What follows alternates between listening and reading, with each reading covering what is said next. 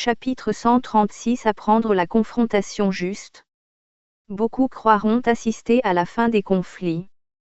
L'idée semblera logique, sans enjeu matériel dominant, sans compétition pour la survie immédiate, pourquoi continuer à s'opposer? Mais cette intuition se révélera incomplète. Les désaccords existeront toujours.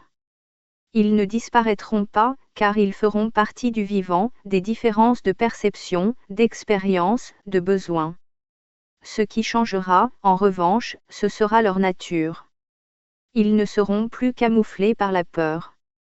Avant, on se taisait pour manger, pour conserver sa place, pour ne pas risquer de perdre ce qui permettait simplement de vivre. Le silence aura été une stratégie de survie. Désormais, cette contrainte se lèvera. La parole pourra exister sans menace immédiate. Alors, on parlera pour améliorer. Les maphilis mettront rapidement en place un principe simple, presque évident une fois formulé, un conflit ignoré deviendra une fracture. Il s'installera, s'élargira, finira par rompre ce qui aurait pu être réparé. Mais un conflit reconnu deviendra une information. Il révélera un déséquilibre, un besoin non satisfait, une incohérence à comprendre. À partir de là, les différends seront abordés autrement. Ils ne seront plus classés selon leur poids politique ou leur capacité à perturber un ordre établi, mais selon leur impact humain réel. Un conflit local restera local, traité au plus près de ceux qu'il concernera. Un conflit systémique, en revanche, remontera d'un niveau, appelant une réponse plus large. Rien ne sera laissé à l'arbitraire. Le traitement suivra une logique claire, compréhensible, partagée.